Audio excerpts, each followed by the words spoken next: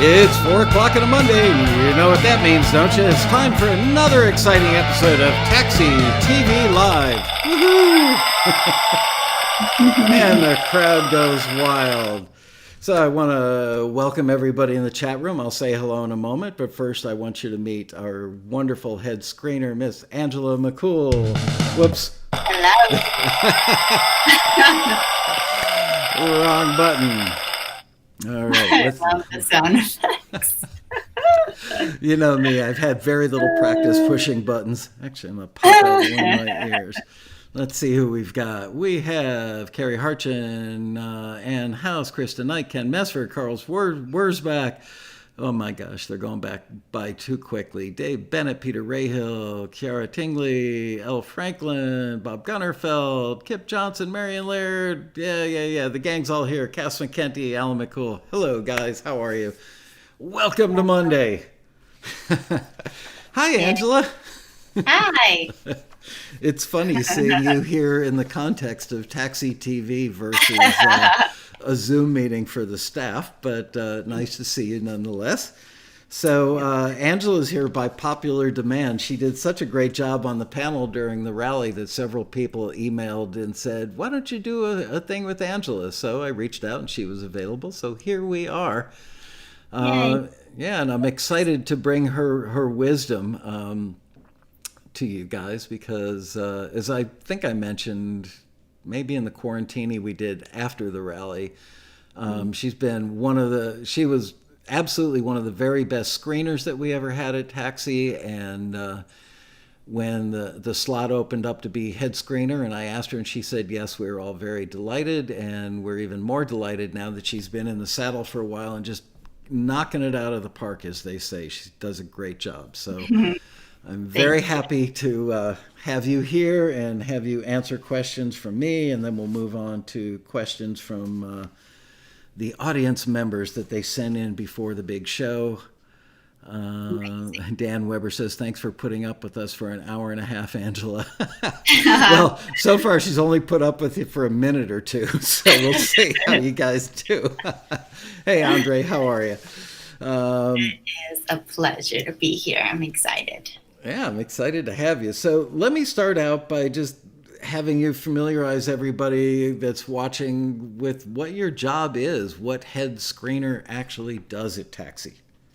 Yeah, so head screener, the main thing is quality control, and that would be in regards to all of the critiques and in regards to what's being sent to the client, the forwards, that playlist, the music that gets picked. And then, of course, I am constantly in contact with the screeners and coaching them, in charge of training new screeners, and just making sure that everything, the critiques are where we want them to be, taxi standards, and just making sure everything is up to the high quality bar that we would like it to be.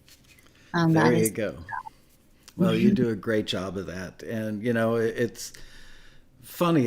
Well, it's not funny, but you almost couldn't be head screener. I think that Tom was probably one of two people in 28 or 29 years that was ever head screener who hadn't actually been a screener, but he'd been around the screeners for so many years that we felt comfortable with him doing the job. And he did it really well back in the day. But yeah, you know, you were such a prime candidate because you just wrote great critiques. And I should let everybody know that I think I mentioned during the rally, but for those watching who didn't see Angela during the rally, that Angela's been a signed artist on a record label, and she can tell us about that in a moment because somebody actually asked that as one of the questions. And she also worked for a sync agent that primarily did TV commercial work. And we knew Angela because of that gig before she started screening at Taxi, and we could tell that she really knew a lot about a lot of genres. And you know, that's part of the gig, being head screener. And I was thinking about it over the weekend, Angela, so this is more the form of a question. although you're familiar with many genres, what do you do when you have a member that's not happy with the critique, or a screener who didn't do a particularly good job of verbalizing what they felt in the realm of feedback?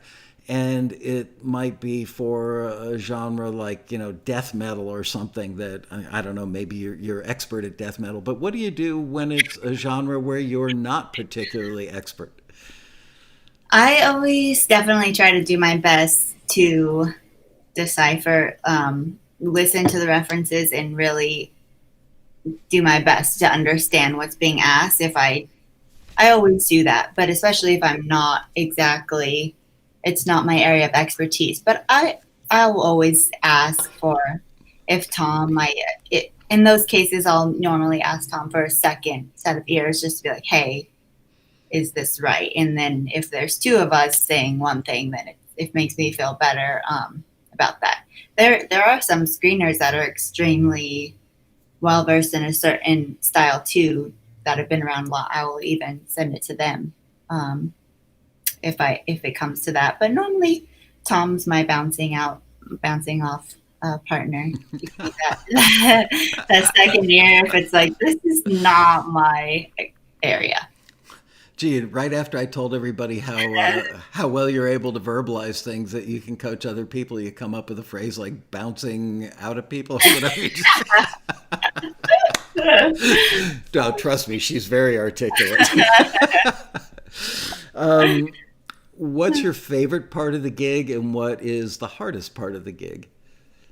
Ah, there's so much. I love being a coach, whether it be to screeners or to members. Like, so I really enjoy trying to explain something the best that I can in order to help someone understand something better, or get it better. Just constantly improving and maybe pointing out different things that they might not have thought about. I also obviously love when a member reaches out saying, oh, from this forward, I got a deal, or making things like that happen. I love that. I love music. I love curating the monthly list that I've been able to do that recently. It's been a highlight to do, like our taxi top 10 of the month, or featured artist of the month. I'm always looking out for a standout song, things like that. So, I mean, I really enjoy it, a lot of it. I loved screening too, for the similar reasons of trying to help someone out. A lot of people, I think, have this misconception that the screeners are, people have long thought that everybody who works in the industry that is a so-called gatekeeper is somehow like trying to keep them out of the industry. And I've spent all my years at Taxi trying to convey what we see every day at the office, which is the screeners are actually delighted when they find something great, and really are kind of brokenhearted. They hate to, break anybody's heart by not forwarding them. Have you found that to be the case too, that they're all, like, literally to the person, champions of independent musicians? They really are. And I think that's special about the Taxi just ethos and culture. All of the screeners really do want to help. And, if I'm saying, hey, try to do this, or can you phrase things like that, they always are very receptive to the feedback. And on the other end, like, say we are training someone new, they might come at it from the approach of their, industry speak is not taxi speak. We're kinder in the way we phrase things by nature, because we do want to be that, facilitator of new working relationships, but also helping you along in your career to understand what's needed in the music marketplace, like making your music to fit the industry's needs. So the screeners they want to help facilitate that. But industry speak might be blunt, short, to the point. No, this doesn't work. Just on. There's tons of music being inundated to whoever industry professionals on a daily basis. So that industry speak might be a lot shorter and to the point. So sometimes a new screener might have amazing credentials, but they need to learn the way Taxi does things, which is more from that coach perspective of help pinpointing and putting into words why it's not working or what would need to change. So, Right.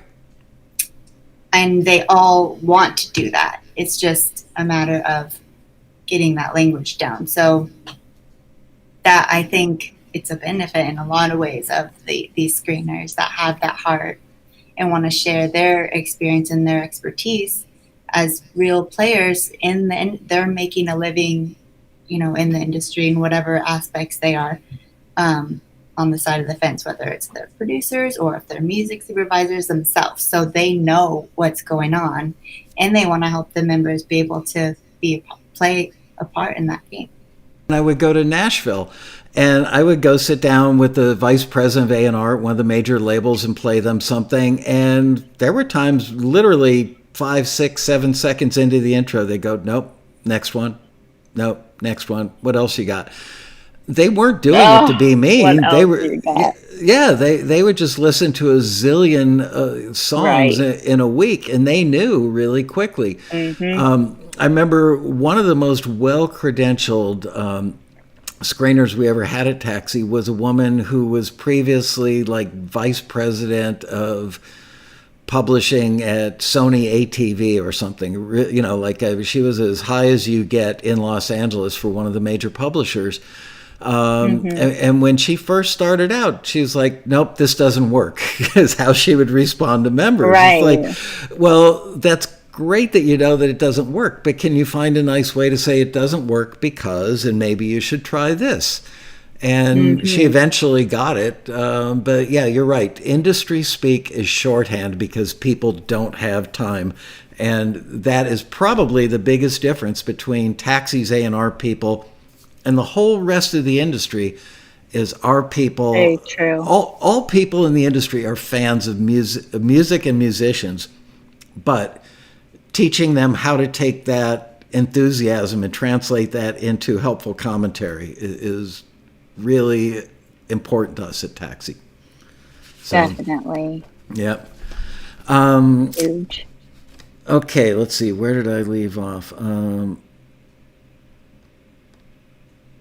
So as a musician, as a singer-songwriter, somebody who worked her tushy off to get herself a record deal and has been signed to a label, what is like your perception if you weren't the head screener, if you had never been a screener at Taxi, if you were looking at Taxi from the member perspective, what might you see? What might you think? And as is the case throughout this entire interview, you are free to say anything. Don't hold back. Well, I think, that it is super interesting as as someone wanting to maybe get into film and TV. Like, so many people are like, oh, I want my songs in movies or something like that.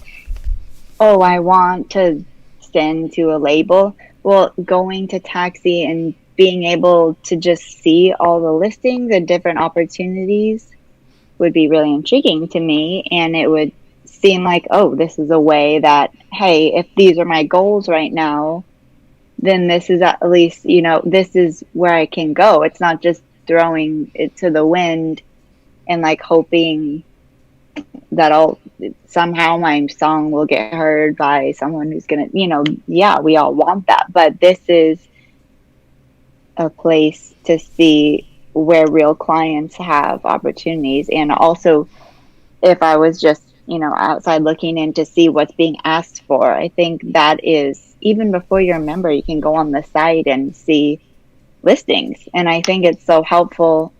That's one way to know, like, put your finger on the pulse of what's actually being used. And there's a lot of, consistent themes and things in listings from time to time, and they're from different clients. So it's a good way to know, oh, if that's what I want to do, maybe I should have that in mind when I'm writing, That's what I would think. And yeah, Well, the it is. the I do think it's a big tool for sure. are you calling me a big tool?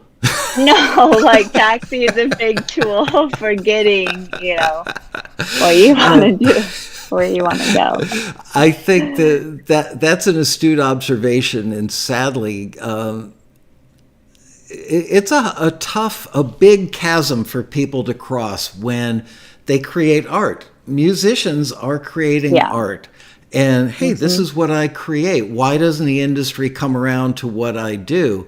Which was Right. kind of old school advice in the industry. Just keep doing what you're doing, man. Sooner or later, they'll be looking for what you've got. But, you could be 38 years old, and they're not looking for 38-year-old rock stars to sign. Or you could be doing music that sounds like it's stuck in 1977. And yeah, there's some opportunities for vintage stuff from 1977. Right. But it's really hard, and I so get it and understand it and really feel for musicians that the industry wants what it needs. It's not that they're creating kind of these on a whim desires of what they need. They need what they Right. need because either the TV show needs that for the scene, or a record label needs certain kinds of artists because that sort of thing is hot right now, or it's about to get hot a year from now. And it's always been heartbreaking for me as the owner of Taxi for people who don't cross that chasm, who see that the industry is not looking for what I do. And they get very frustrated with us and the industry as a whole that Right. this is just what I do, So Yeah. any thoughts about that? Because it breaks my I heart. think, yeah, I do. I understand that. And that's why I think it's so important. Like, what are the goals that you have for your music and what do you want to do? And it is a big mindset shift if you are, gonna change from creating music just to create music to, actually wanting it to go somewhere or make money off of it or turn into making a living, full-time living. You got to, I think I said this during the rally too, like if you want the job, you need to act like you want the job then. Like the Right. listing it's like the credentials or what's being asked for, those are your tasks. If it was like a job listing, you wouldn't apply to a job if you didn't have any intention of doing any of the job tasks. Like Right. just it's like a client, and that's another thing that I try to point out sometimes when someone's we are not trying to crush anyone's dreams or anything like that. But if they're not understanding, it's like you have to understand that most of the opportunities on here with Taxi and just in the industry, it's like you're trying to help the music supervisor or the brand tell their story. It's their story. So like we need to help facilitate that. And it's not just all about the song. The song has to set the right mood. The song has to have that energy that gets someone excited to watch the movie or buy that whatever product is in the ad. So I think we just have to realize and be a little more humble and like, I want my song to help tell someone else's story. Like for me as a songwriter, it's so rewarding when people connect to my song or they feel like it's their song.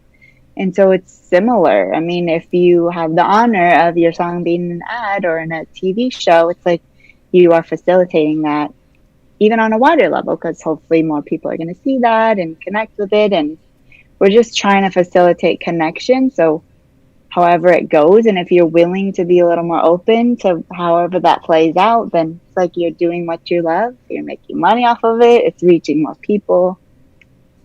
I think the reaching the more people thing is really important, and I recognize that. I think Taxi as a company recognizes that.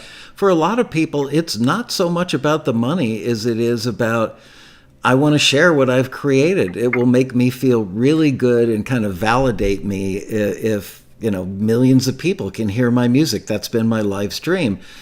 And one of the other things that breaks my heart is when members send us emails or complain to the head screener. It's like, but your screener said that this was a good track, and it was almost there. Why can't you guys send music to the listing companies or the people that run the listings that's like pretty darn close? So when you worked for the big sync agent, when and you were getting music from Taxi for her that I assume you would pre-screen before you would play it for her. What if we had sent you music that was like, that's pretty good, if you massaged it and did this to it, maybe if I reached out to them and said, well, could you rewrite the lyric? Why is it that the industry wants what it wants and the standard has to be high? Why can't we forward stuff that's almost there? It's not in anyone's best interest. Like, it's not, we're the client, we're trying to make their lives easier. A lot of the times, depending, especially in the advertising world, the deadline is 24 hours or less. It's like there's no room for, oh, well, if it was, I could have just trimmed or done a different intro. It's like sometimes there's actually no time for that. And they just need something that's a quick, clear, they know, and good to go. But the reality is there's a lot of amazing music in the world and talented people, and you got to deliver upon the need and stand out the most and present yourself as the most competitive as possible to rise to that top. So, if we can't send something that is good but not hitting the mark of the needs, because that's not helping the client. It's also not helping the member, because they're probably not going to get reached out to if it's not what the client asked for. And it's just not, and we want to keep that trust and respect with our clients with Taxi. So, and we want them to know, wow, Taxi has amazing professional members. So we're also looking out for you and bringing the best to those clients and maintaining those relationships, so we have more opportunities for the members, and just goes on and on. So it's just so important at every level. Here's a question from the chat, and I'm not going to start taking a bunch of questions from the chat, but this is an interesting one. We'll go to the questions you guys sent in beforehand before I start taking them ad hoc from the chat. But Robinson Treacher asks, how about the option to pay extra to speak with and to get the supervisor's contact info on songs you pre-screened, and think those artists do deserve that opportunity? So why doesn't Taxi, if we think an artist is really good, why don't we connect them directly with the supervisor or the listing party? I'm curious to hear your answer, and then I'll pile on after you. Okay. It would get too much. We just can't. But I will say what we do. I mean, you're going to answer on top of this and no more. But I would say we do kind of do that in terms of like the compilations. If we're curating the top from that every month, we do have a featured artist of the month or the top 10 of the month. We're constantly looking out for that. And of course, we want to make things happen, but we can't just send, oh, this is a good song today, and then this is a good one tomorrow.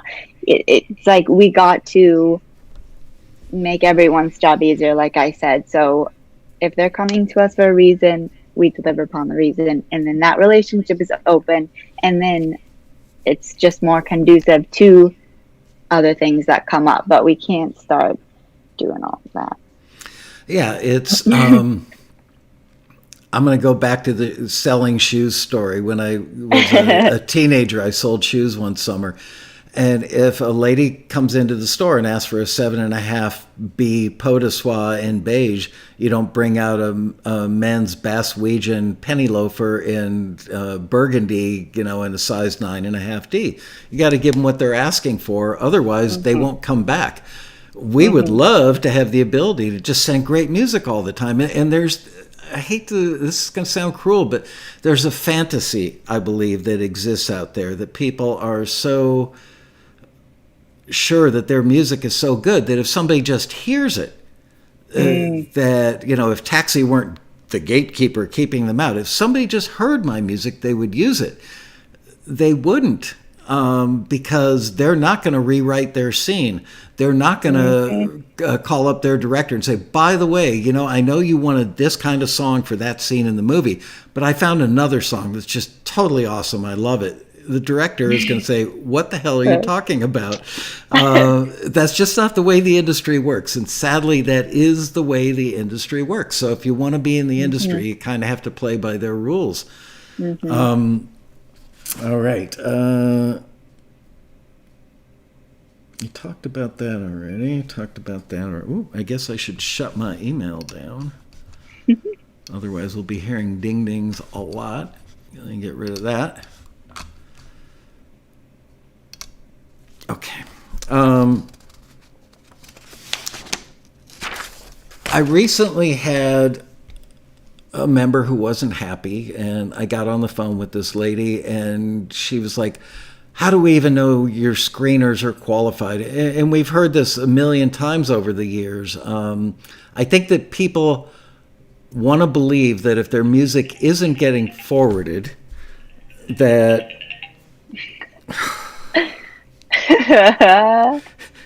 If you want to know how a high-powered executive in the industry does business all day, that's what my day is like. Ding, ding, ding, bing, bing, bing. Okay.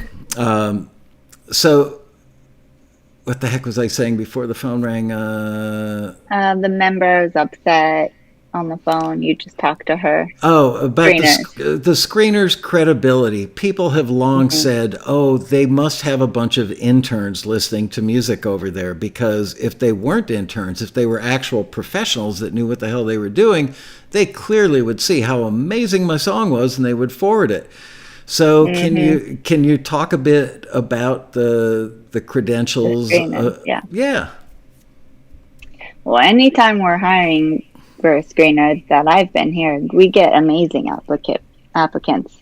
Like, when we don't hire everyone. So we're selective in who we hire, and they definitely have to have credentials and be a player in the industry, like I was talking about before, whether they have years of A&R experience or they are a music supervisor themselves. All of our screeners are highly credible in their, and we have based off of their own areas of expertise too, depending on style or on, orchestral or label people. Like, we have a well-rounded staff that is versed in different areas and of all the different opportunities that we run. Grammy winning, like they're highly, these are amazing people that, I trust their expertise. Of course, I'm still going to try to make them be very particular in how they're writing their comments and making sure they're, upholding taxis, the way that we do things here. But they would not be hired if they didn't have a resume to back it. And we all, and you saw it and approved it, and we went through the whole interview process. Oftentimes it's, recommendations to different screeners. Screeners love the job, and they probably know other amazing professionals as well. So I do want people to know that they are highly vetted. Whereas, I've interned at a label before, and I can tell you, the interns are listening to music there. It's not here. Yeah. It's funny that when I've told people, I don't disclose necessarily the names or the screener number, but I will list off, this is this person's credentials, somebody else's credentials, and they're like suspicious. Like, why would somebody who's won a Grammy, or somebody who's made a bunch of platinum albums, or somebody who is currently a music supervisor, why would they work at Taxi as a screener? I think that there's an assumption that if you've got a Grammy, or you're a music supervisor, or you're whatever you are in the industry, that you're driving around in a $90,000 Mercedes and you're making big money. Why would you need to screen? One example that I've always used, I would love to see if you've got any thing that you could add to this, is we had a screener about 5-6 years ago that was the music supervisor on the #1 show on the FX network. And he didn't make enough money at that gig to support himself, not even close. And I can actually tell you, because I'm not going to tell anybody who he was, but he was making $7,500 a season to music supervise the #1 show. So he would have had to work on like 10 shows, which would be an impossible workload, but he would have had to do 10 shows, and that was low paying. But music supervisors don't make a ton of money. There are very few that are in that like 6-figure range, I would guess. So we got the expertise of somebody who was music souping the top show on FX, and brought his talents to bear for our members because, unfortunately for him, he was getting paid so little. Is that something that you've observed, that even though these people have Grammys and what have you, that they're like between gigs, or they don't make a fortune? Yeah, totally. They're normally independent, or they're their own business. So sure, in between work, or also people enjoy doing this and enjoy having that, if it's many of them, it's their side, additional gig in addition to the rest. And we hope that we can keep them around when things get busy again. We're like, oh no. But I think the reality is, you have to have continued success in order to continually be in work. And so maybe you haven't had as many songs land, or maybe the show you're working on, COVID happened, and then something was out and now you had a little more time. So we see all those sort of things with our screeners. And when we get resumes in, sometimes we proactively look, we see if we're weak in certain genres. Like not that long ago, a few months ago, one of our people who was really good at doing like pop and urban pop moved back to the UK and didn't want to screen from there. So we had to scramble and find some new people to fill in that void. And we get resumes in from people that would blow your minds. I mean, people that just have tons of gold and platinum records and hit songs and stuff that they've written. And we pass on them. We will literally bring them in. We put them through kind of to use taxi lingo, a test drive. We bring them in and have them do like listening to real member songs, but not, and for an actual listing, but their results aren't the real results. They're doing a test and then everything goes back in the bucket to be screened by a real taxi screener later. And is it a true statement to say, this is a leading question because I've practically answered it for you, but is it a true statement to say that sometimes people with incredible credentials on the record side of the industry, somebody who has had massive success writing hit songs in pop for record labels, and you put them in the chair and ask them to screen pop for film and TV, they can't get even close because it's two different disciplines. Totally. Yeah. Radio, I'm like radio, it's like playlist too. It's not just radio now, but big top 40, any of those artists, label sort of thing. It's so different from what works for film and TV, like drastically. And they're two different areas of expertise, for sure. One of the questions we got that were sent in prior to the show, see if I can find it real quickly. Marion Laird asked this: do screeners generally take on listings that are only in their areas of expertise, or do you sometimes have to pinch hit in different genres if a screener's out sick or can't take care of enough listings by the deadline? So can you talk about, there are times that somebody's out sick or got pulled away for a session or whatever. So talk about how we solve that problem. And totally. Again, I don't want to put words in your mouth. Primarily, everyone's assigned to their area of expertise. If we ever needed to expand that, we could even, test with a screener and say, hey, will you feel comfortable in this? And they're all of our screeners are amazing and honest people. And there's definitely been times when a screener said, you know what, no, I don't feel comfortable doing this. Or And times where we'll you've find someone checked, else. or times where they did say, yeah, I think I can do that. And we've tried them, on a handful and said, not so fast. Definitely. Yeah. If any of those cases, I'm like watching like a hawk and looking at all of their critiques. And then it's like, oh my God, please never again, because I have to fix all of these. Right. It's been hours. So, yeah, it just benefits everyone to definitely stick to what people are versed in and credible in.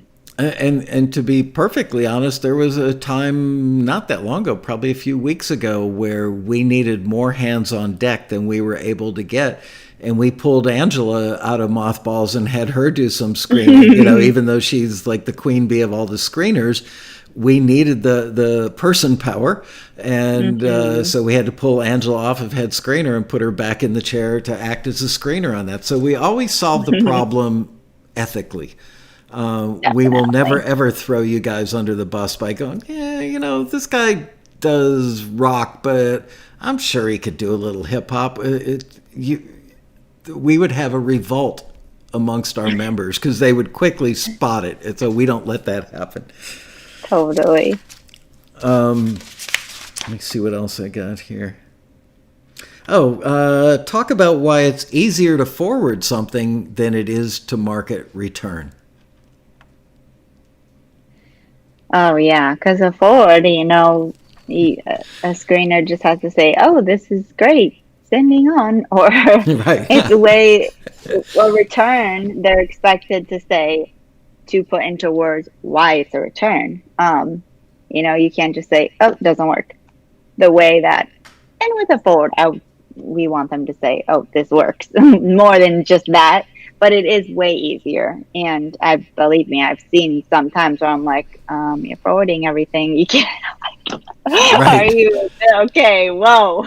That happens like with the new screener in the training process of going back and forth. Yeah, so it definitely is easier. Imagine being in the screener seat hours on end listening to music. I mean, after a while, think about if you get a ton of submissions that are not paying attention to the brief. That happens as a screener. I remember it's like, oh my gosh, why am I continuing to get a male vocal for a female vocal listing? That happens. So yes, it would be easier for the screener to just say, okay, this works. But no, we're not going to let that, because we're not trying to give any of you false hope. It's like, this is real. If we're selecting it as a forward, that means we put our name on it. That's really a contender for this client to hear and hopefully make a deal from it. So, yeah, the screener is going to have to spend more time on the returns for sure. Peter Rahal just had a question that is one that probably a lot of people wonder. Is there a time limit at Taxi on how long you spend listening and considering a track? So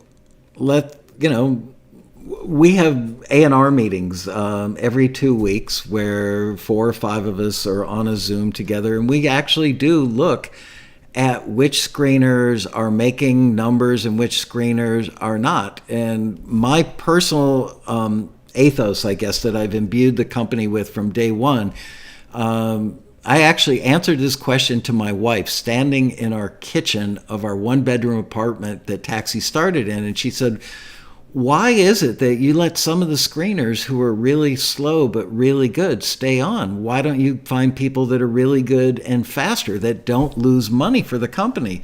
And my answer was, because the quality of their work is so good that I want the members to benefit from it, and it's balanced out by the people who are faster than they need to be and really good.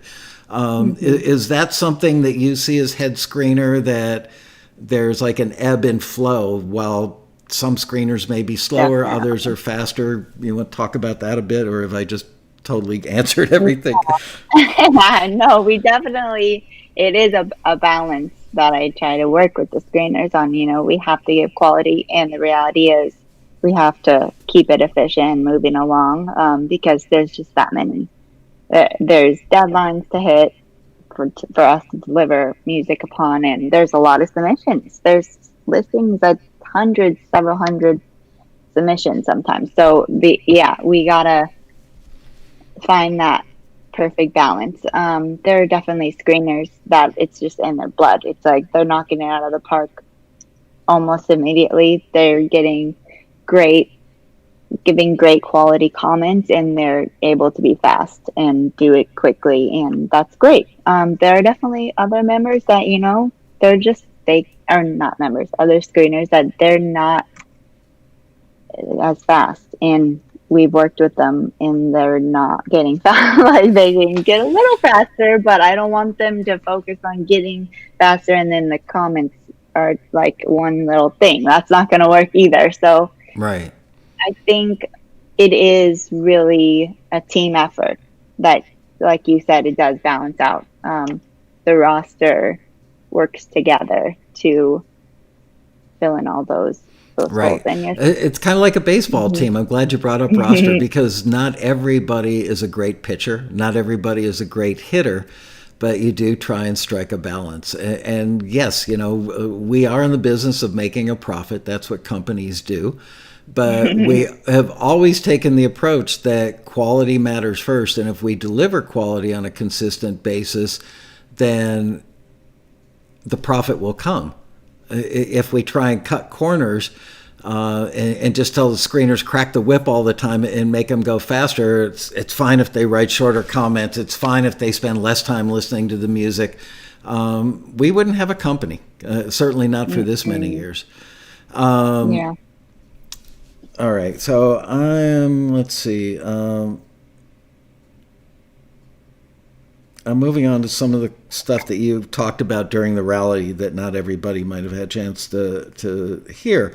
Best advice for earning forwards and deals through Taxi. Totally. I always say pitch accuracy is the best way. Hitting on all the maybe minute criteria points as you can, and then just in general, like the style, really analyzing the references and making sure your song fits in the general mood or style, or it sounds like it could be on a compilation with these references. That is the biggest thing, not only for earning forwards, but also, as I kind of mentioned previously, a client hearing the forward and wanting to use it. Sure, a client might receive music and they have their own way of organizing their music libraries, and maybe they'll save that. If it's that amazing of a song, they might save it and go to it later. But if you are earning a forward with a song that was pitched accurately and is amazing, you're going to get a deal hopefully much sooner, because you're filling that exact need in that time and place. So yeah, and then the small things like time duration, that is appropriate ending. I mean, there's listings where the time duration is 90 to 2 seconds, and there are submissions 3-5 minutes in length. It's like that is not going to work. We got to just pay attention to those. Do everything you can to position yourself for the job and for standing out. And if it's something as little as that, why not? Why not do that? You would think, again, it's like going for an interview. Don't try and get a job at NASA if you don't know anything about aeronautics. Just give them what they're asking for. I know that seems less than artistic, but there are plenty of artistic taxi members that do hit those points that you mentioned. Something that's popping up quite frequently now in the chat room is, do the screeners have a time limit how far into a song they will listen to? What's your response to that? There's no time limit. No, they definitely need to listen. Oftentimes, they don't have to finish the entire song before they start writing. You can already start hearing one way or the other, especially if it's something as simple as the gender of the vocal is wrong. Well, then we already know that this isn't going to work. But if, say, it's like an orchestral or a trailer piece, they're going to have to listen, thoroughly to hear all the different acts and what's in there. So it is maybe dependent on the style and the listing requests, and because they have to, of course, listen through to hear everything that is being asked for in the listing.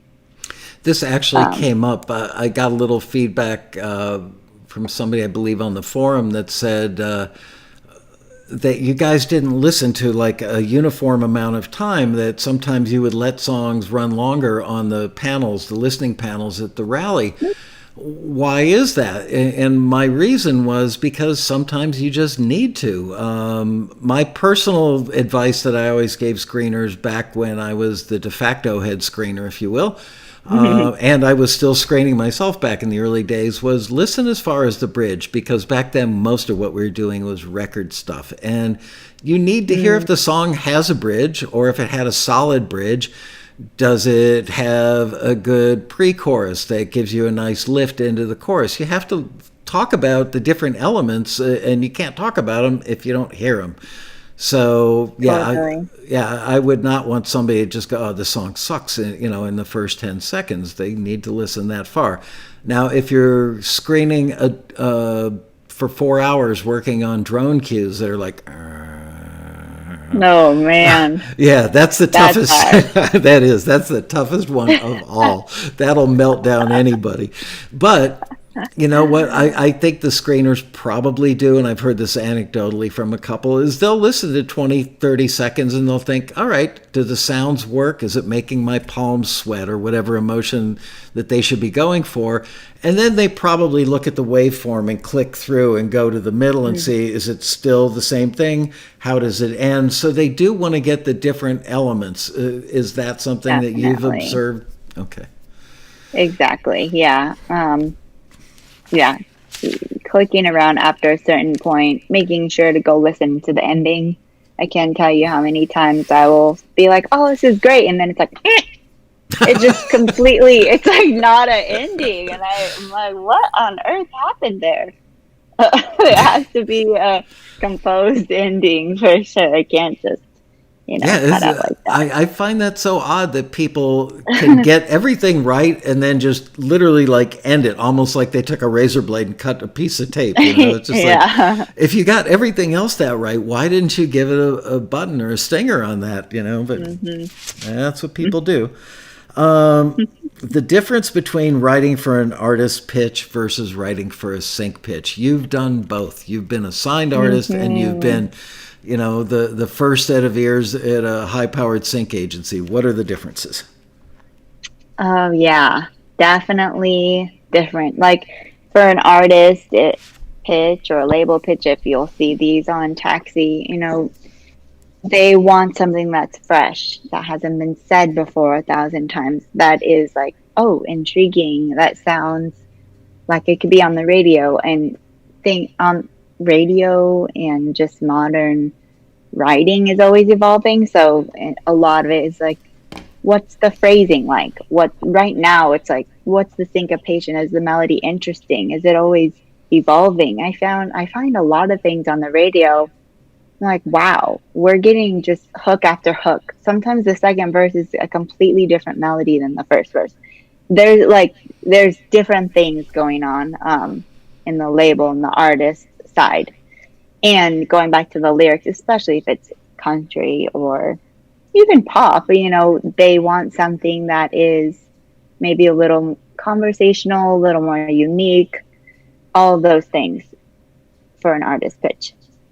For the sync side, it's all about that universal lyrical theme. So we don't want like these intricate lyrics for a film TV brief. It needs to hit like, this is the mood, this is the emotion, clear. I feel it, I'm saying it, that it's not too wordy, and it's achieving that mood. So the most drastic difference to me is lyrics usually, I would say, because one is maybe more story, or even it's very energy driven there too, but the licensing side is very much the emotion, the mood, the vibe.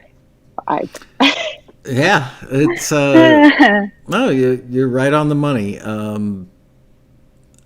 People tend to write autobiographical stories, and they should. Songwriters have always been trained. Write about what you know, write about your experiences, which is great. But let's say if I were a single man and Angela were my girlfriend, which is just hypothetical, no hanky-panky at taxi, but I could write a song about, her alabaster skin, her beautiful brown eyes, her beautiful brown hair, but that doesn't relate to the scene.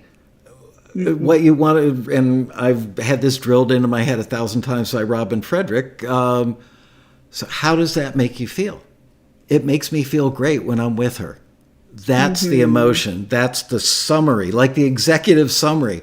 That's where film and TV lyrics should go versus you can't describe all of Angela's physical features or her personality quirks because they won't fit with the story.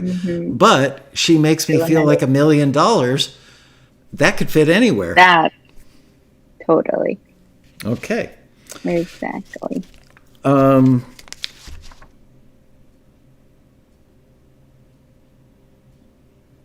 I think we covered a lot of that stuff. Several people have asked, can you talk a little bit about what it takes to get signed as an artist? Totally, yeah.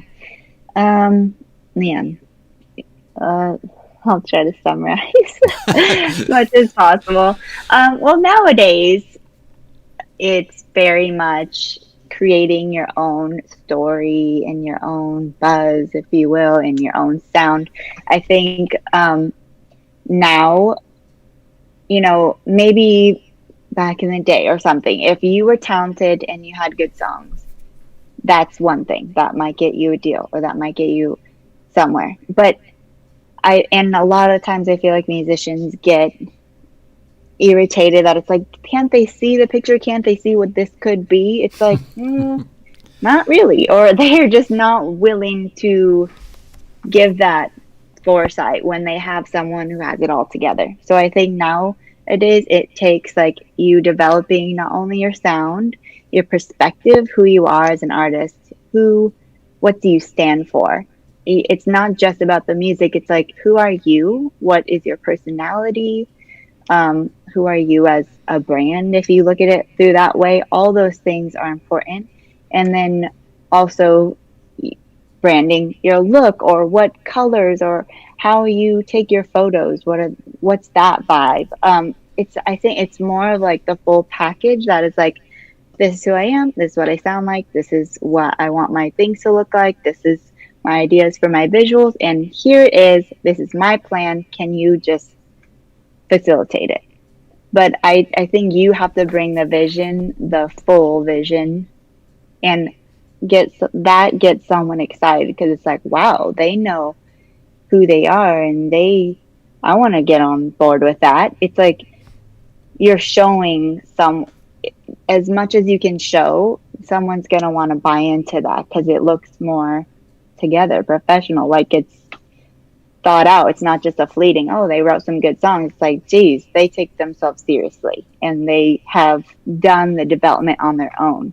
I don't see much development deals. Like development deals are not really happening anymore. Like you kind of have to come fully formed. And I think that just is what it is.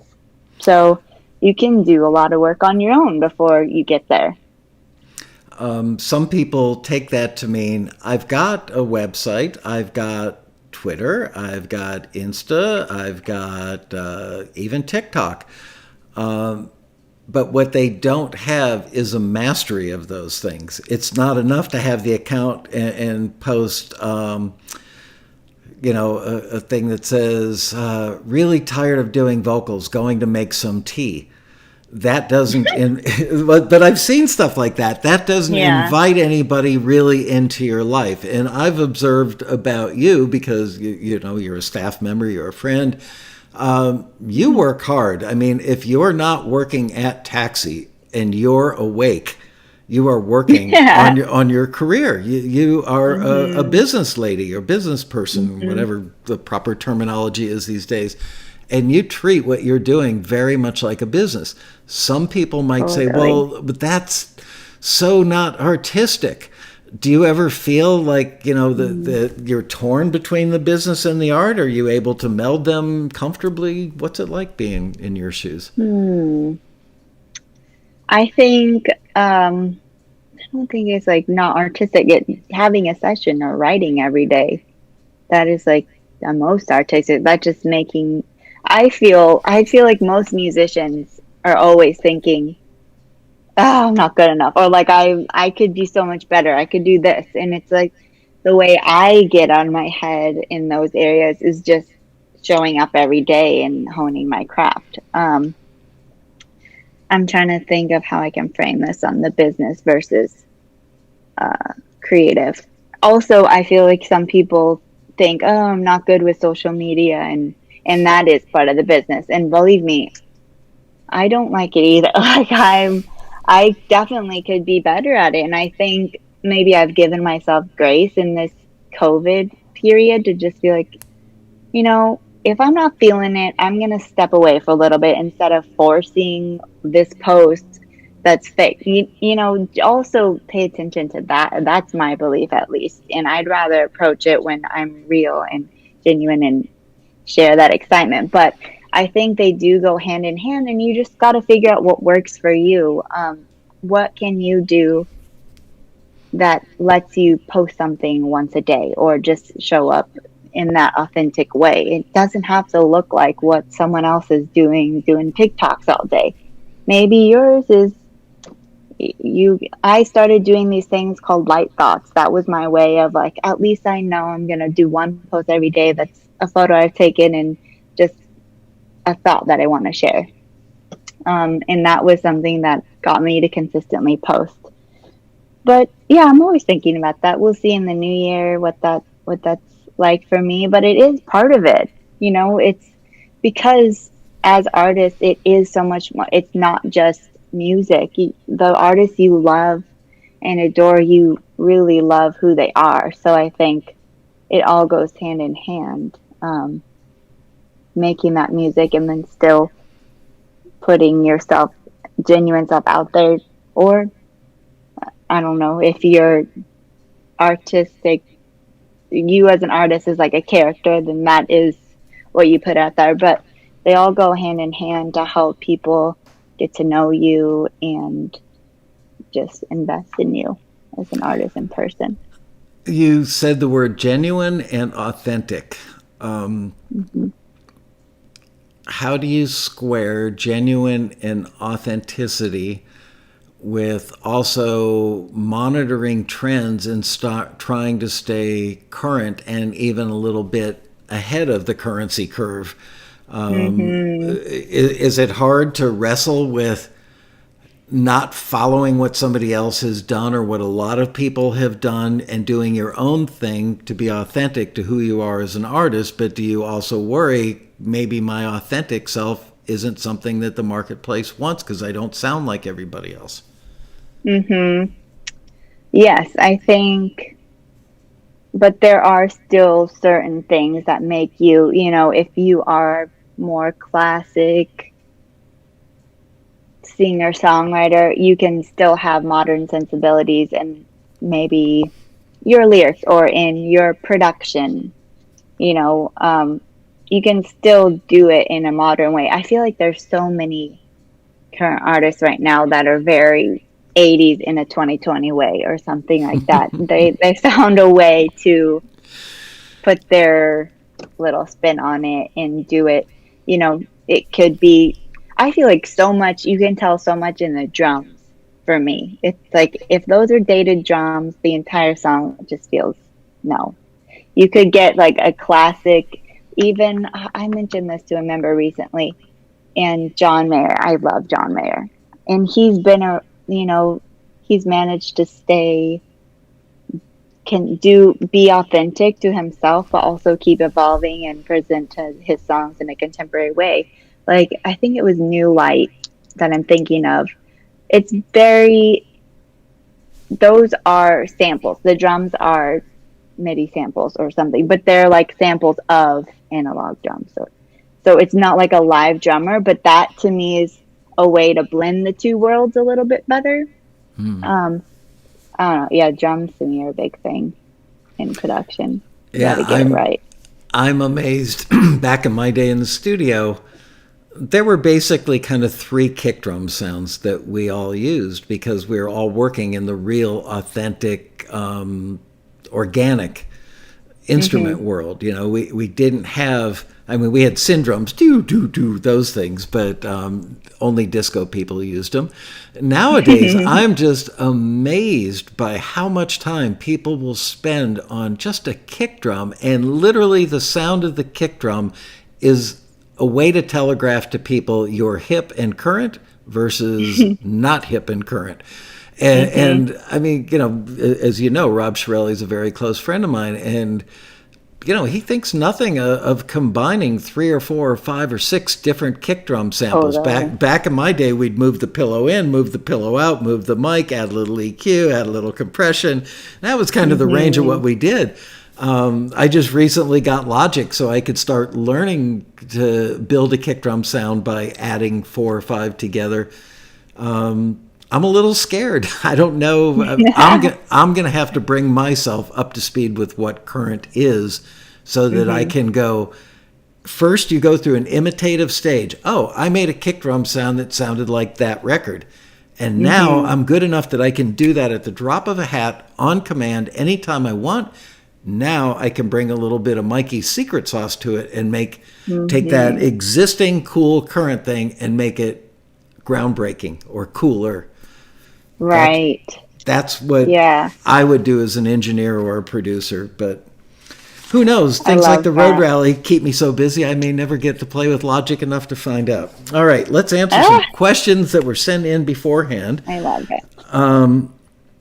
If we submit to a listing, especially an exclusive one, and get a forward, what's a reasonable time frame to wait before continuing to pitch the song elsewhere?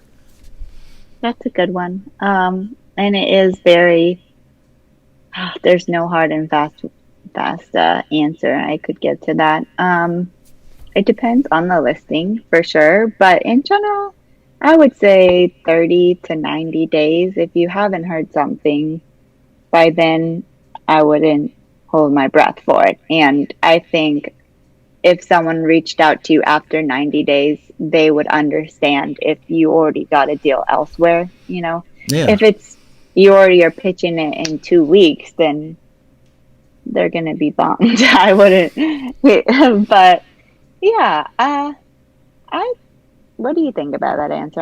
I say I've actually learned something from the members on this, which is send it everywhere all the time. They don't even wait. They get a forward, they just keep sending it, because what I've learned from the members is if by chance that first company it was forwarded to reaches out to you after you've been signed by another company that you sent it to a day later, you say, I'm sorry, somebody else grabbed it. First of all, that makes them respect you immediately because you've had something else signed.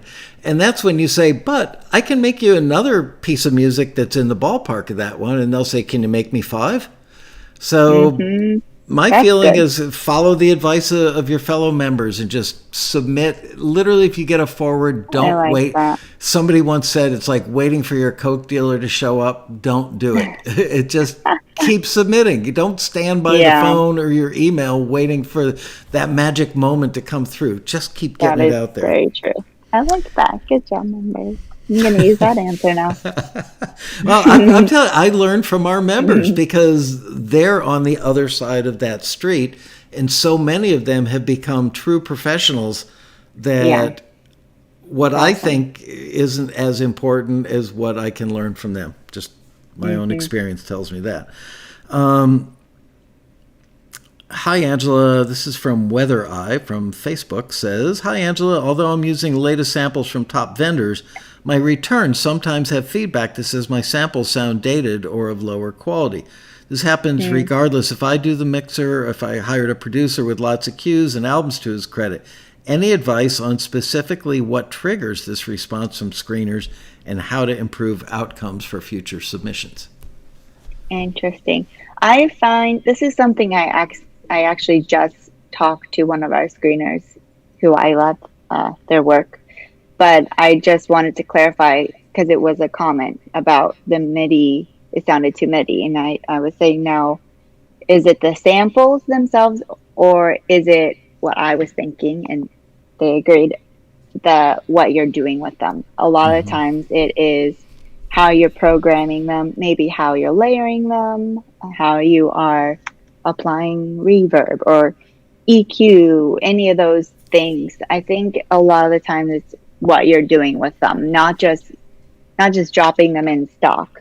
I think that's when it's like, not the best. Because you can also make it unique. Anyone's buying the same samples and using the same samples, but everyone's treating them differently, and that makes your sound different, or people are layering them differently. So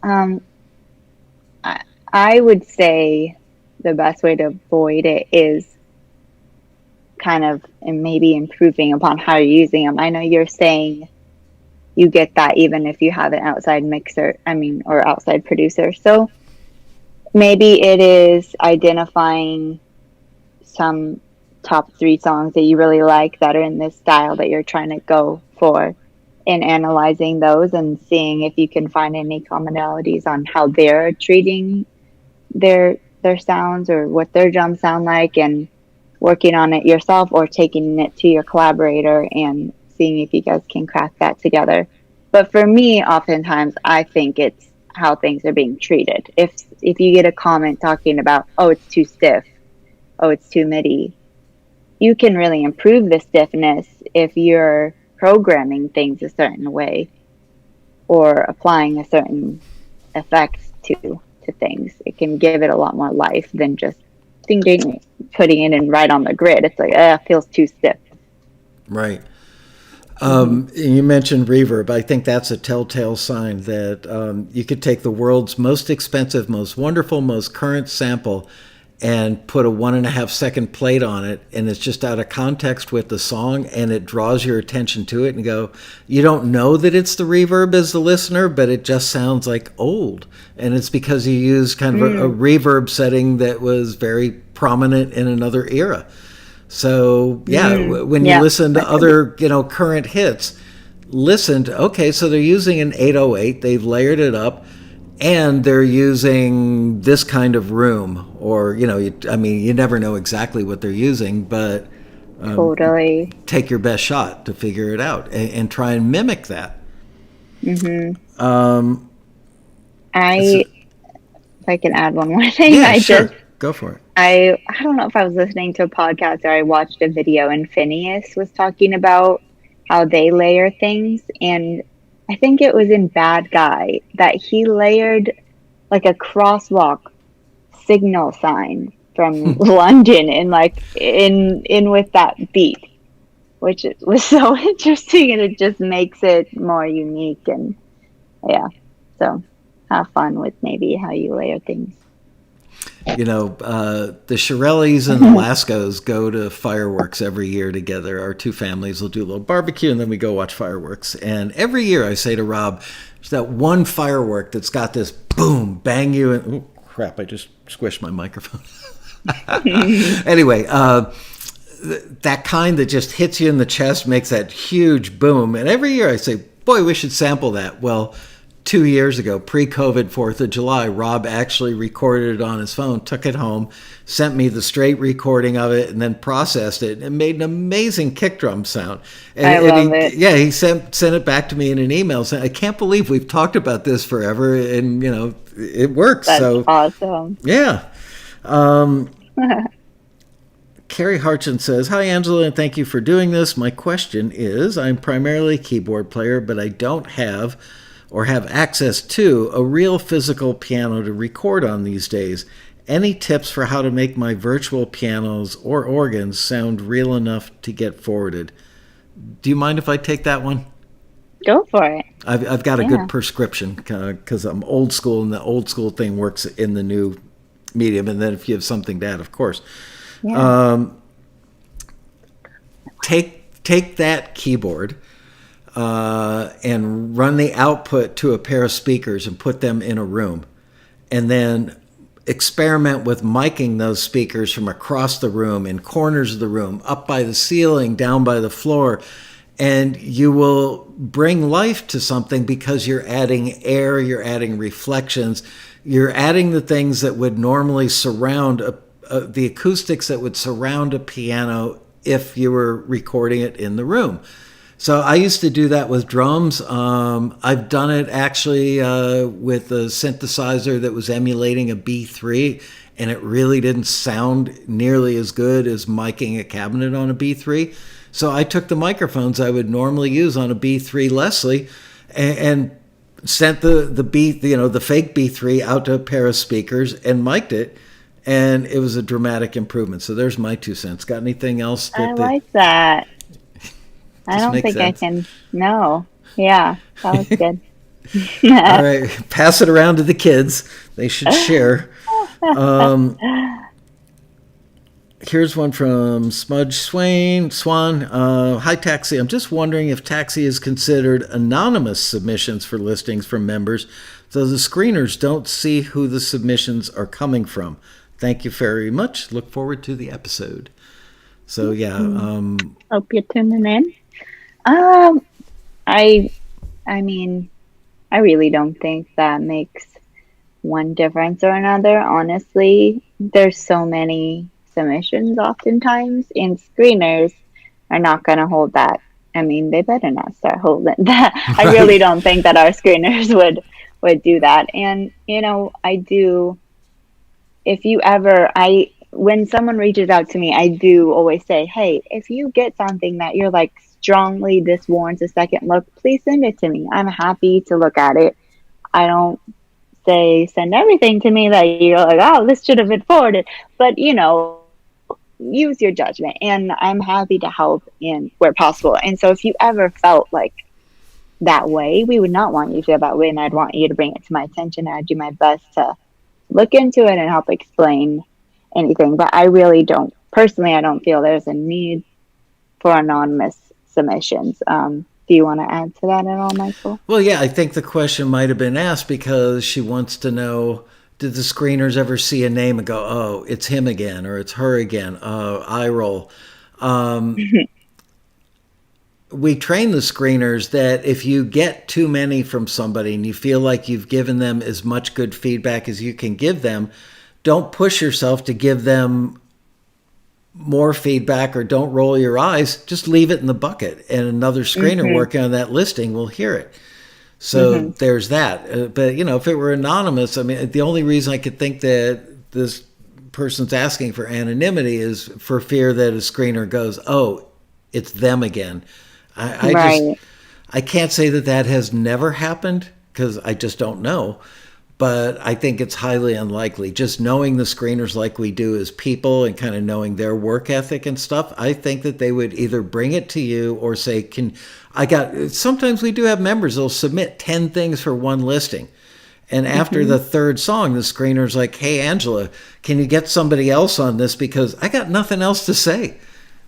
That's a true statement, right? Definitely. And to the opposite of the point of anonymity, I know personally some screeners will be happy because they're like, oh, I've seen progress since, and I've seen comments like that on behalf of screeners that say, it's been such a pleasure. You really have expanded your, abilities, or they're doing different styles. I think a lot of them like being a part of that journey, and if they get to hear maybe the second revision or something like that, I think they enjoy it. Rex Colwell asks, hi, Angela, do you have any thoughts on how someone fortunate enough to receive many forwards but just one or two deals might figure out what they need to do to land more deals? Well, it's kind of what I mentioned already, and what I do feel is real in terms of pitch accuracy. And it's not only to earn forwards, but to actually earn deals. If you are the more accurate the pitch, the more forwards you're going to get, and you're increasing the rate of earning that forward and the rate of the client actually reaching out to you. So I really do stand by the pitch accuracy. And I would say, at that point, what if you've received 5 forwards on one song and it's not turning into a deal? Why not go back and revise it? And you don't, you could still have the original version. Maybe it's the alt version, but um, try different things. I don't know. See if you can crack your code. See if you can make it a little bit better. Maybe it's just that 5% that's even better that'll result in a phone call. Yeah. Yeah, it's chime in. When, let's say that we get 200 submissions for a listing and we forward 23 of those. And now the person on the receiving end, you didn't compete with your fellow members when you were getting screened at Taxi. People always want to know, is there competition at Taxi? No, it's everything that meets what the brief asks for and is over the quality bar goes. But there could be another member that's also over the quality bar, but higher over the quality bar. It does get competitive with the end user that we send it to. So absolutely. I think your advice about the 5% is well-founded, because you're good enough to get over our bar, and our bar is high, but somebody else could be, a pole vaulter that does 11 feet and you're doing 10 and a half feet. Or there is a certain amount. It's very rare that you will ever hear me say that there's luck, because I believe that you make your own luck to a large extent. Luck certainly plays a little part, but I think you make your own luck. Well, when they get that batch of music from Taxi, it may be that they find what they're looking for in the first 3 things they listen to, and you're the 4th thing or the 19th thing on the list. We can't control that. And generally, we will send stuff out kind of in the order, not necessarily in order of this is what we like best. There are times that we will move really standout stuff to the top of the list because they're under tremendous time pressure, like for a TV commercial, for instance. And we find 3 things that absolutely 110% nail it, and a bunch of other stuff that 100% nails it. We will, in that case, sometimes, not all the time, but on, 20% of those occasions, we'll move 3 up to the top and say the top 3, start there. Right. I know that I've heard from a couple people when I brought this up, of our end user clients, library owners that I know really well, will tell me sometimes they'll skip around randomly on the list just because they wonder, is Taxi putting what they think is the best stuff at the top?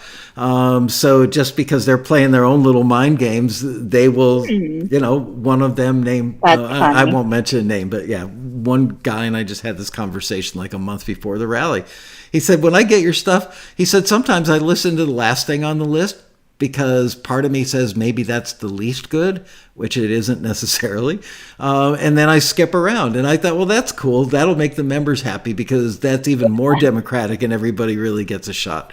So there you go. Next question. Reference tracks. Ooh, this is going to be a good one, I have a feeling.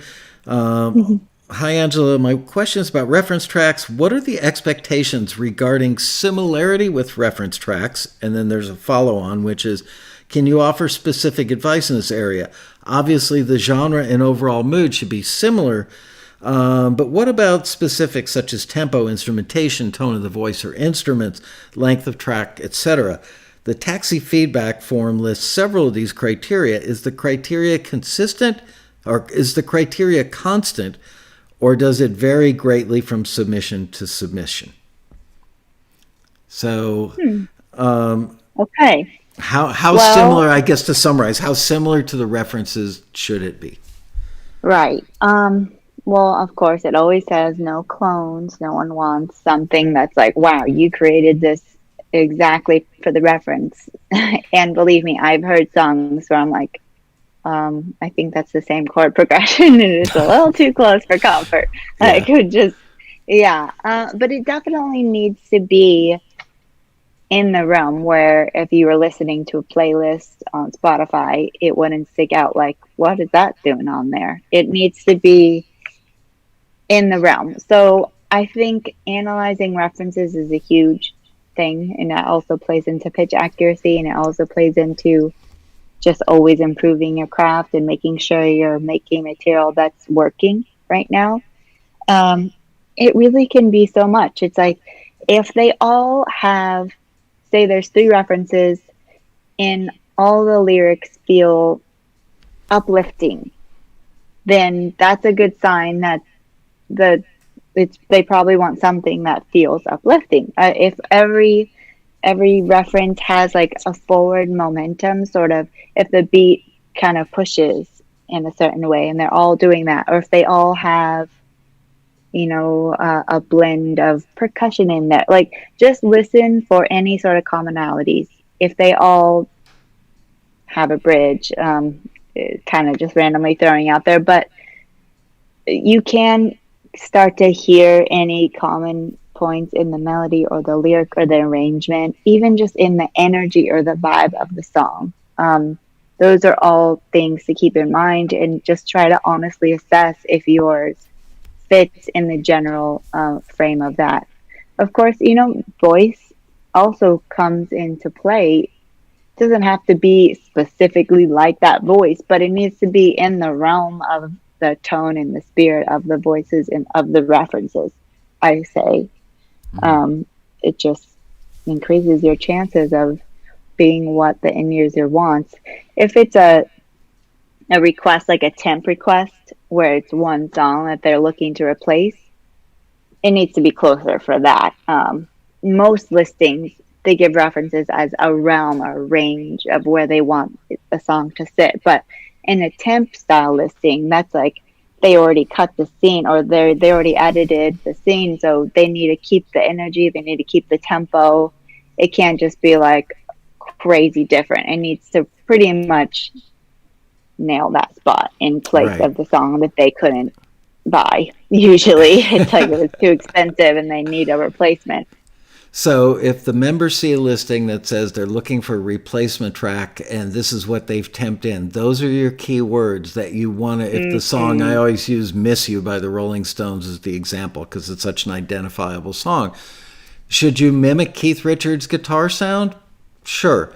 Would I match the tempo? Yeah, you're not ripping off the Rolling Stones by matching the tempo. Should the drums sound roomy like the Rolling Stones drums do on that song? Yeah. Could you even put it in that key or a key that's at least, down in that octave or up in that octave? Yes, all those things.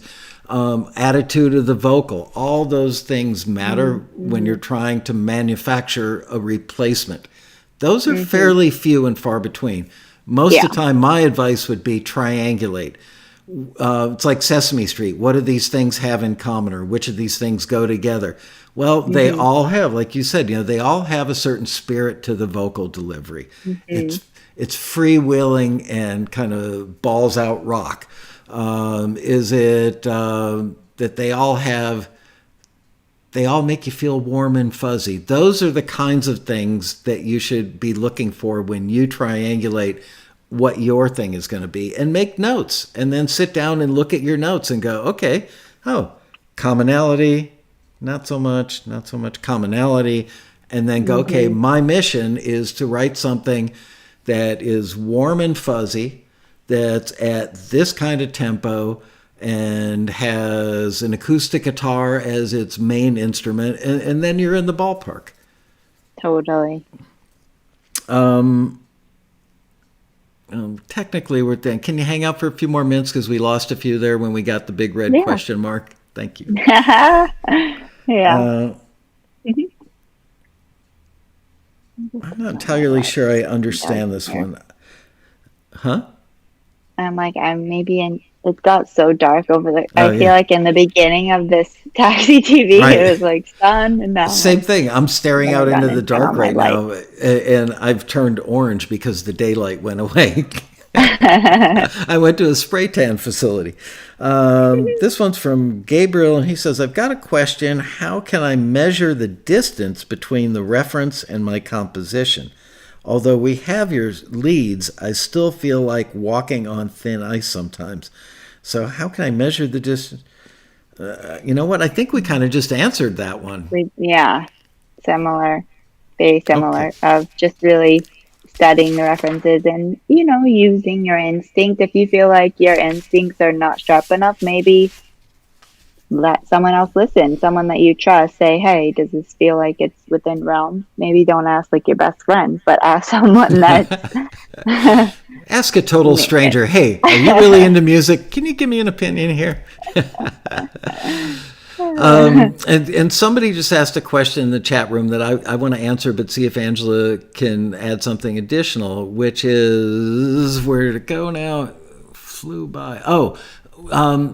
Oftentimes Taxi gives song references for instrumental listings. The reason we do that is that if we went and linked to the actual library or another library where an instrumental cue of that type is in there, and we send out a link to these libraries, people are going to inundate them. And not everybody who looks at taxi listings are polite taxi members who act like professionals.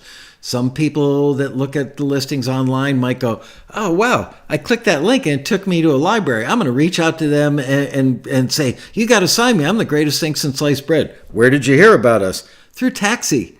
And so we get a black mark. They don't run listings. So it makes it hard for us to use their current catalog or anybody's current catalog as an example. So because of that, we will listen to songs. And oftentimes the songs are actually given to us as a reference from our clients. So, and the listings will say that. So the question that this person distilled it down to is, okay, so a song's got a melody with the lead vocal. I'm supposed to submit an instrumental track. Do I put a melody in there that the lead vocal would have sung? And my answer to that, which I've said a million times, apparently you haven't seen those million episodes, is give them a facsimile of the melody, but not the complete melody. If you were to take the song Yesterday by the Beatles and do an instrumental version, and you played like a nylon string guitar melody or a flute melody or a piano melody, it's going to sound like a elevator music, like Muzak or 101 Strings do Yesterday. My recommendation, this is just based on my personal experience and observations over the year, is give them melody light. Don't give them every note of the melody, but what about the first note of melody at the top of each bar? Instead of do do do do, how about do do? So there's some melody in there to give it a sense of melody and forward movement and momentum. Do you have any other suggestions on top of that? Because I'm a one-trick pony on that answer. I like that. It is true. It definitely, depending on the type of listing, most listings are asking for instrumentals. There may be once in a while you might see a listing that's instrumental for an artist to sing on. That's a different story. This is more the film TV sort of instrumentals where, yes, it needs to be a little more engaging than if you just took a vocal off of an instrumental song. And it's very apparent when that's the case, because it's like you can just tell, and it's not engaging. It doesn't feel like a story is being told with the instrumental. So however you can continue to make tiny little arrangement changes, add a layer here, or maybe you're playing that melody and then halfway through a different instrument plays that little melody. Just little ways that you evolve are really big for instrumental listings.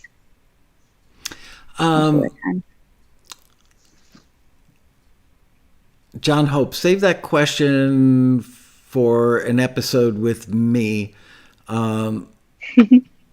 He's asking about libraries that say only submit if you're experienced. I can answer that one for you. I just had a great question for Angela. Now I've forgotten. Oh, somebody asked earlier, what about these custom critiques? We don't do a very good job of telling people about the custom critiques because I don't want them to feel that I'm upselling them, trying to get more money from them. But I've got to say, the anecdotal feedback I've had about custom critiques over the years is just people say it's a wealth of information. Can you talk a little bit about kind of the mandate or the instructions you would give to a screener? By the way, only certain screeners are allowed to do customs because they are trained specifically for them. So what do you tell them? Yeah. First of all, when I was a screener, I loved customs. I was just like, oh, I get to dive in and really talk about every part of this song. So the customs are so great for multiple different reasons. You could say, hey, I want to get a custom before I totally finalize the production and get my master back. That would be really smart, because once Really you smart. already pay for a master, it's like, well, I don't want to hear your feedback because I just spent all this money and it needs to work. Well, instead, you could get feedback earlier. Other times I see members use it when they get a return and they're like, wow, I really want to know more. I have no clue. I need help. So you could ask for a custom for there for a more in-depth analysis there. Or maybe you're like, I think this is the style. I would love to know what a screener thinks, where it would fit, where I should pitch it.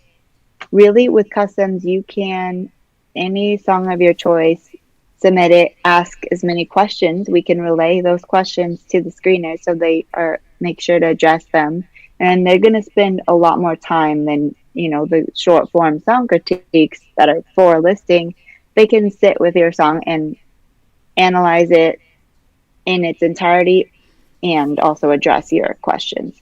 So I think it's just a great tool for people, and it seems like if people really enjoy it, I see members coming back, like some same members coming back and getting that feedback.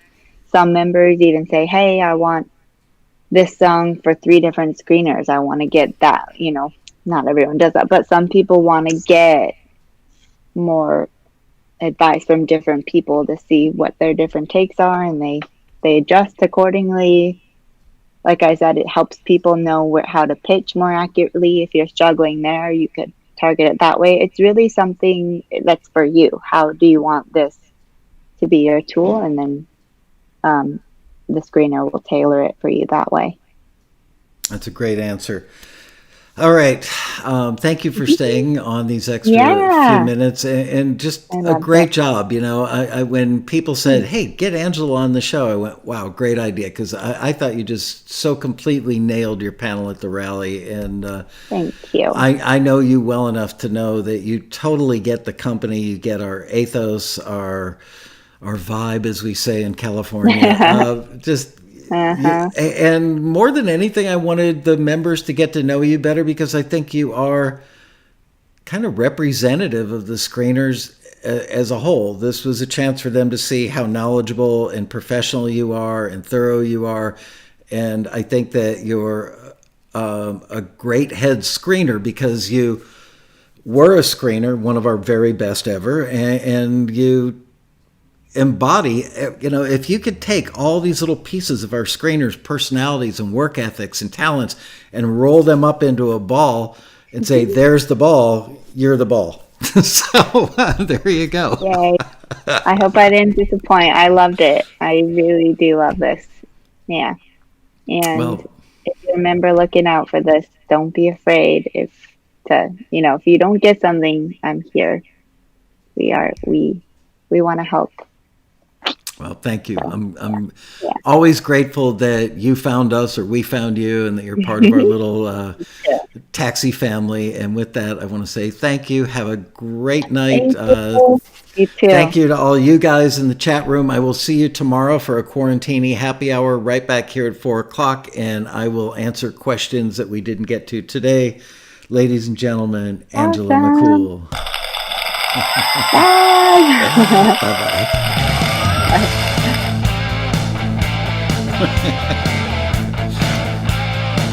Bye, you guys. Yes, we do post a replay.